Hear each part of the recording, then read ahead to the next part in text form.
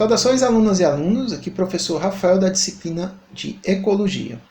Nesta videoaula, vocês vão compreender por que a ecologia é uma ciência adequada para lidar com os problemas ambientais. Para que a gente tenha essa compreensão, eu vou primeiro definir a ecologia, discutir um pouco os níveis de estudo em ecologia, e vamos entender um pouco especificamente o que cada um deles estuda, e depois a gente vai compreender, através de um rápido estudo de caso, como a ecologia pressupõe uma compreensão da interação entre esses diferentes níveis de organização biológica, assim como a interação entre sistemas biológicos em diferentes escalas espaciais e temporais. Para iniciar a abordagem, é interessante a gente falar um pouquinho sobre o conceito de ecologia. Todos devem conhecer, talvez, uma definição de ecologia que é a mais popular de todas, que leva em consideração a etimologia da palavra. Então todo mundo sabe que ecologia vem de duas palavras, oikos e logos. Oikos significa casa e logos, estudo. Logo, ecologia seria o estudo da casa. Embora muito popular, essa definição não é uma definição muito precisa. Então, se a gente quer definir ecologia mais precisamente, é conveniente a gente dar uma olhada para uma definição alternativa. Charles Krebs, que é um importante ecólogo ainda vivo hoje, define a ecologia como um estudo científico das interações que determinam a distribuição e a abundância dos organismos. Então, nessa definição, fica bem claro que no seu fundamento principal, a ecologia lida com a distribuição, onde ocorrem e em que quantidade os animais e plantas. E que, principalmente, o foco da ecologia é o estudo das interações que determinam isso. Então é muito claro que a ecologia está focada nas interações, e isso vai ser muito importante para tudo que a gente vai falar adiante. Para nós compreendermos a natureza da palavra interação para a ecologia e como isso é importante para a compreensão dos problemas ambientais, é importante a gente compreender que quando se estuda ecologia, você pode fazer esse estudo com foco em diferentes níveis de organização biológica. Na ecologia, os níveis de organização importantes são organismo, população, comunidade e ecossistema. E o que significam eles? Um organismo pode ser definido como um indivíduo que tem a sua composição genética específica e que é dotado das capacidades de sobrevivência, crescimento e reprodução. Já um conjunto de organismos de uma mesma espécie que ocorre na mesma localidade, ao mesmo tempo, nós chamamos de população. Então, é muito importante vocês notarem que hoje, população pressupõe indivíduos de uma mesma espécie, o que é diferente de uma comunidade, que é um conjunto de populações de espécies diferentes ocorrendo na mesma localidade. Por incrível que pareça, muita gente confunde isso. Quando eu falo de uma comunidade, eu tenho populações de espécies diferentes. Quando eu tenho uma população, eu tenho um conjunto de indivíduos de uma única espécie. Então, comunidade é um conjunto de populações de espécies diferentes. E nessas comunidades, que são definidas como uma localidade onde essas populações coexistem, essas populações podem ou não interagir entre si. E por fim, nós temos os ecossistemas, que é um nível superior de organização, onde agora você não só olha para a comunidade, mas olha também para os fluxos de energia e elementos químicos que permeiam tanto as diferentes populações de uma comunidade, quanto as ligações dessas populações com o ambiente físico.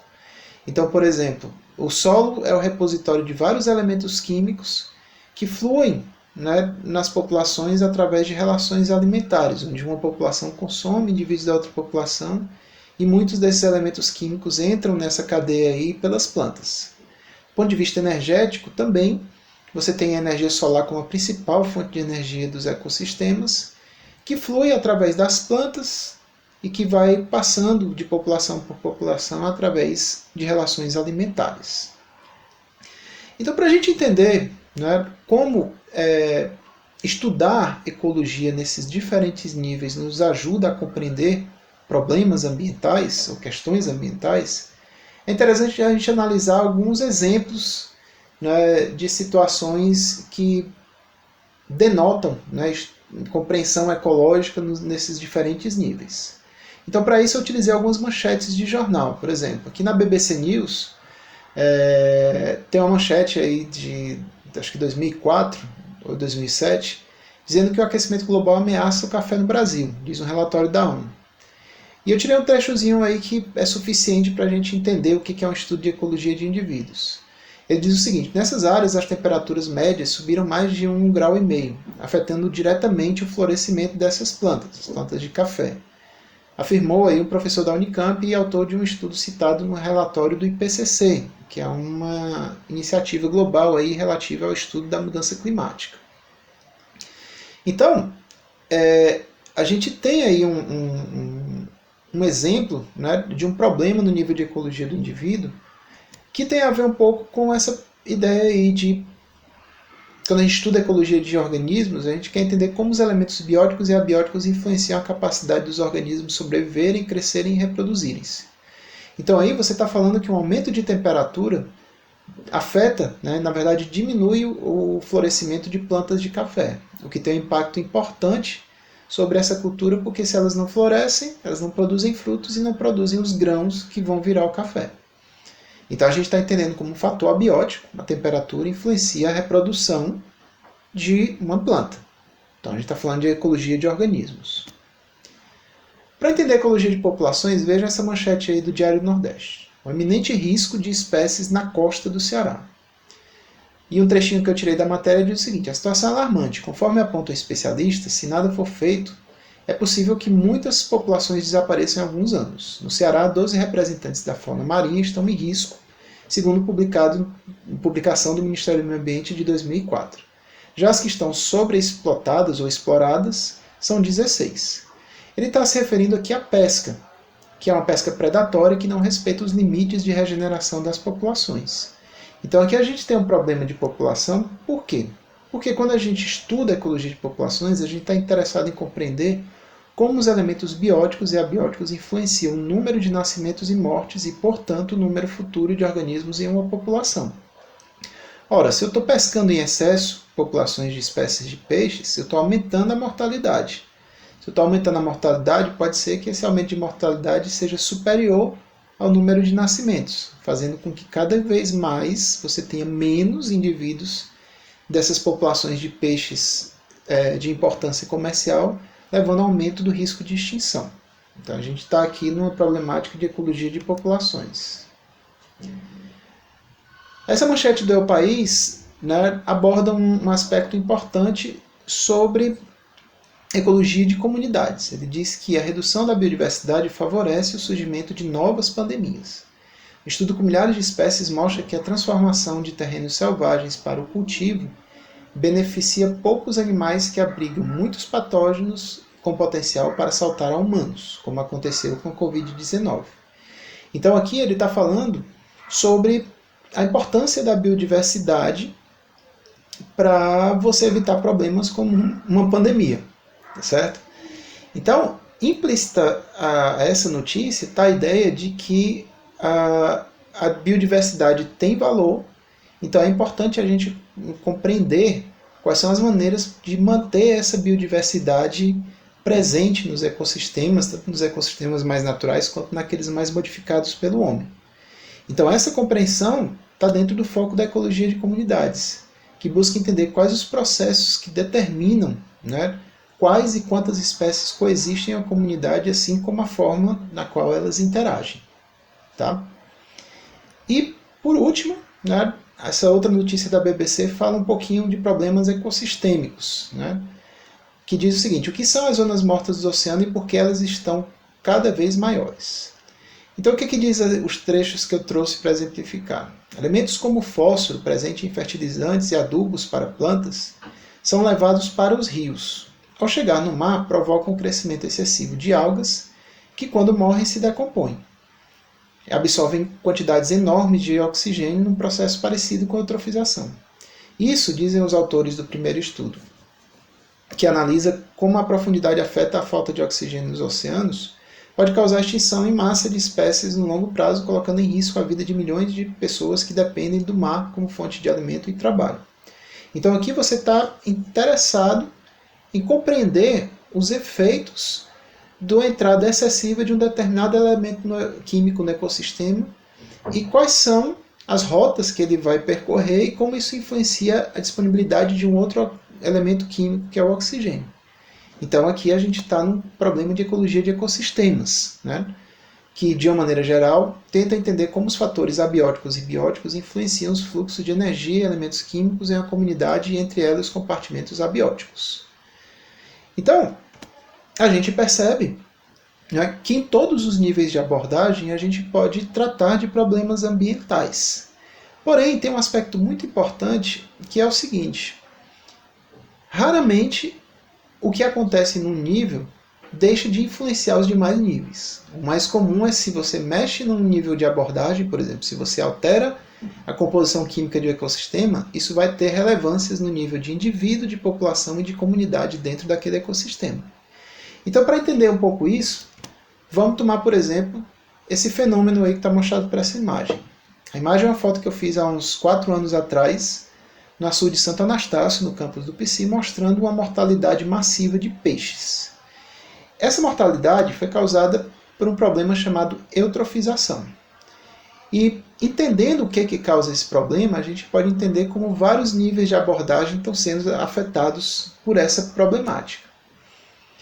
Então, a conversa toda começa quando a gente compreende que, normalmente, a superfície de lagos tende a ter deficiência de nutrientes. Algo que, para a gente entender, a gente tem que entender a ecologia desses ecossistemas. Por outro lado, quando algo promove a entrada de excessos de nutrientes, o que também é uma questão relacionada à ecologia de ecossistemas, você vai ter microalgas passando a se reproduzir excessivamente. Agora eu já entro no âmbito da compreensão aí de um resultado no nível de organismo e população. Por quê? A microalga, se ela tem muito recurso, ou seja, os nutrientes, ela vai tender a se reproduzir com mais intensidade. Certo? E a tendência é que se a natalidade aumenta muito mais e a mortalidade não muda muito ou diminui, a população vai crescer.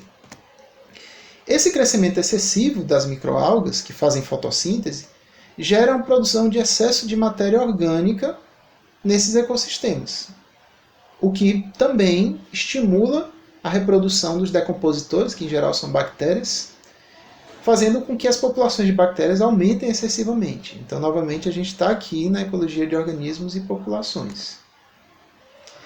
E aí, quando aumenta as populações de decompositores, há uma redução de oxigênio no ecossistema, o que nos remete novamente a uma questão ecossistêmica. E essa redução de oxigênio reduz a sobrevivência de vertebrados. Aí, aqui agora, o que muda? Em vez de aumentar a natalidade, como aconteceu com as microalgas e com os decompositores, eu não estou mudando muito a natalidade, mas estou aumentando muito a mortalidade.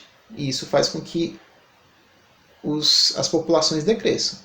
Então, os organismos sofrem com a redução do oxigênio e as populações vão tender a diminuir. E aí, por fim, essa extinção de organismos tende a levar a uma menor coexistência de espécies no ecossistema, porque várias populações vão se extinguir. E aí você está diminuindo a diversidade do ecossistema, a coexistência e a estrutura de interações dentro daquela comunidade. Então a gente está falando aqui de uma consequência em termos de ecologia de comunidades. Então percebam que os problemas ambientais eles raramente se restringem a um único nível de abordagem. Você pode estudar esses níveis, esses problemas de diferentes pontos de vista. E tão ou mais importante do que isso é a ideia de que as perturbações ambientais elas afetam os diferentes níveis de organização biológica, elas não se restringem a só um.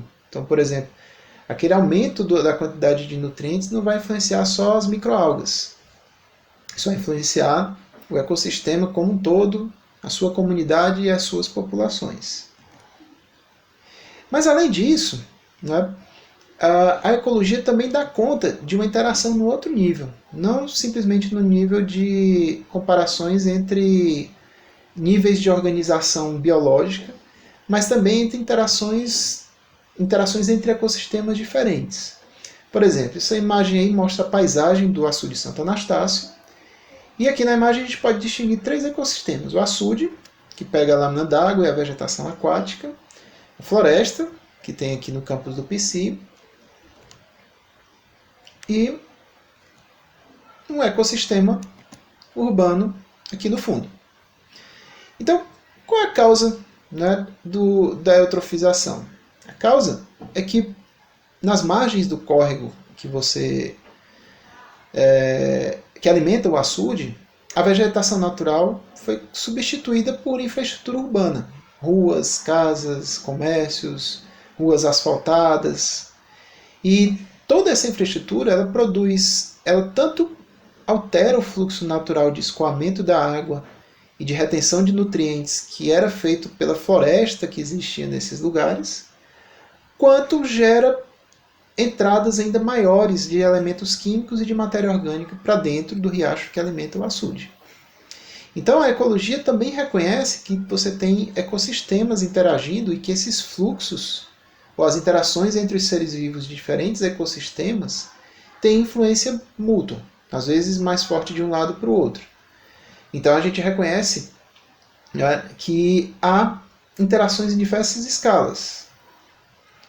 Então, por conta disso, né, a gente pode entender que a importância da ecologia reside um pouco nessa ideia de que ela é uma ciência de interações entre níveis de organização e entre diferentes níveis aí de unidades de paisagem, tanto no espaço quanto no tempo.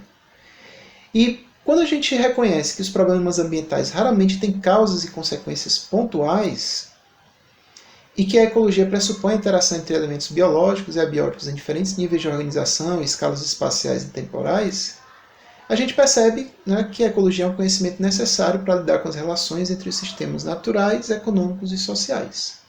Então, por isso, no curso de Economia Ecológica, a ecologia é uma disciplina base para que vocês possam seguir adiante nessa interação entre esses 3 sistemas aí, que é o objeto de estudo da economia ecológica. Ok? Então, ao longo dessa nossa semana, vocês vão trabalhar com um estudo de caso sobre um problema ambiental, para que vocês aprofundem um pouco o conhecimento sobre essa natureza interativa, né, dos problemas ambientais e como a ecologia ajuda a gente a compreender as causas e propor soluções para esses problemas. Então, leiam o roteiro de estudos com atenção para vocês compreenderem o que está sendo pedido. Tenham bons estudos e até a próxima.